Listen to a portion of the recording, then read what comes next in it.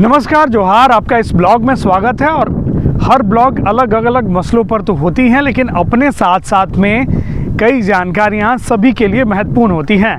जी हाँ, ऐसी ही जानकारी गिरिडीह ज़िले के साथ साथ गिरिडीह शहरी क्षेत्र के लिए एक महत्वपूर्ण जानकारी भी आई है। और इससे कह सकते हैं आप कि कई वर्षों के लंबे इंतज़ार के बाद और अंतराल के बाद एक खुशी आई है।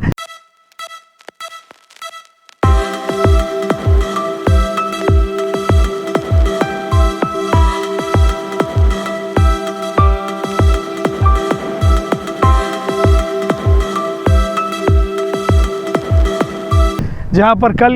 गिरिडीह के जो सांसद हैं चंद्र प्रकाश चौधरी, उन्होंने अपने सोशल मीडिया पोस्ट के ज़रिए ये जानकारी दी है कि गिरिडीह शहर को जल्द ही एक बाईपास की सौगात मिलने जा रही है। कई बार इस बाईपास को लेकर बातें हुई, कई बार इस बाईपास को लेकर जो है चर्चाएं हुई, और इन चर्चाओं में कई बार जो है उम्मीद जगी भी, और अब इस उम्मीद पर एक पक्की मोहर लगती हुई नज़र आ रही है। जो जानकारियां अखबारों में निकली, सोशल मीडिया पे निकली, उसमें सीपी चौधरी जो कि सांसद हैं गिरिडीह के, उन्होंने साफ तौर पर कहा है और ये जानकारी दी है कि जो सड़क व परिवहन मंत्री हैं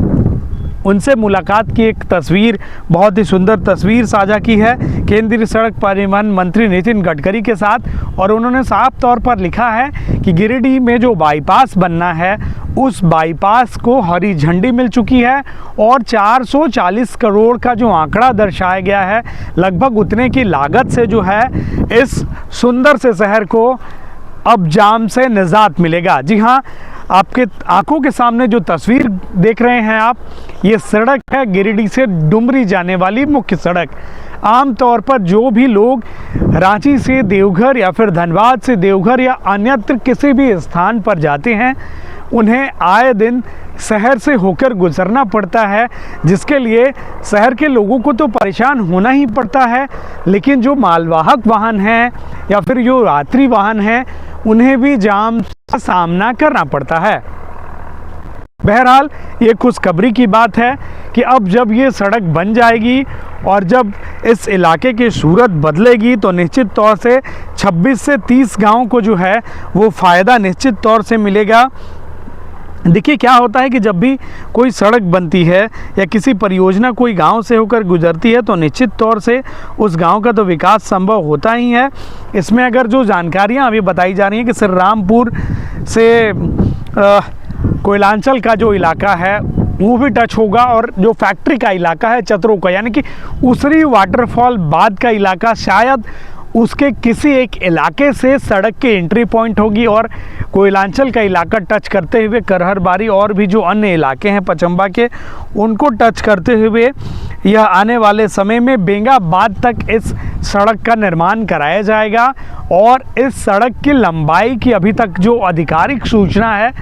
उसकी पुष्टि नहीं हो सकी है, लेकिन जो अंदाज़ा लगाया जा रहा है वो 26 से 30 किलोमीटर तक की लंबी सड़क होगी। और निश्चित तौर से इस सड़क का जब निर्माण होगा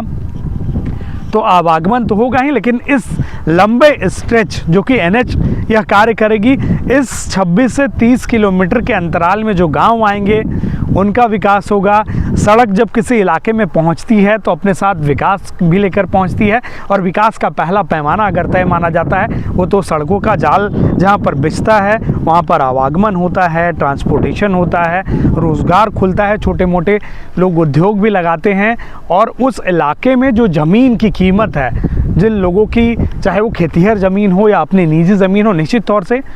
उनका भी विकास होगा, उस इलाके में इंफ्रास्ट्रक्चर डेवलप होगा। तो आप अब समझ सकते हैं कि आने वाले समय में इस इलाके में एक विकास की लंबी लकीर जो है वो खींची जाएगी। और निश्चित तौर से ये खुशखबरी की बात है गिरिडीह शहर के लोगों के लिए,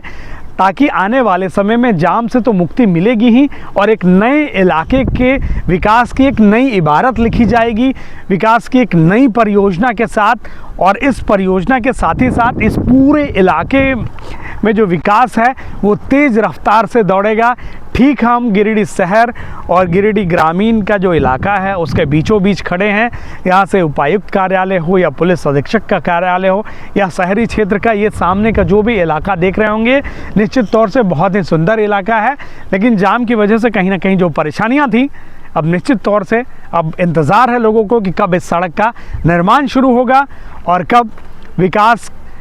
की सड़क पर जो योजनाओं की गति है वो तेज़ रफ्तार से दौड़ेगी। बहरहाल हम अगले किसी और ब्लॉग में कोई और जानकारी संबंधित आपको लेकर आएंगे और किसी न किसी और मुद्दे पर कोशिश करेंगे आपको जानकारी देने की और जानकारी बताने की। तब तक के लिए नमस्कार, जोहार।